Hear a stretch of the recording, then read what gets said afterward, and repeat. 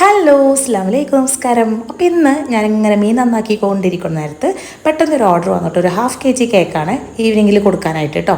അപ്പോൾ നമുക്ക് നമ്മുടെ വർക്കൊക്കെ ചെയ്യേണ്ടത് കാരണം ഒന്നും ചെയ്യാൻ പറ്റിയിട്ടുണ്ടായിരുന്നില്ല, നമ്മുടെ കേക്കിനായിട്ടൊന്നും ചെയ്യാൻ പറ്റിയിട്ടുണ്ടായിരുന്നില്ല.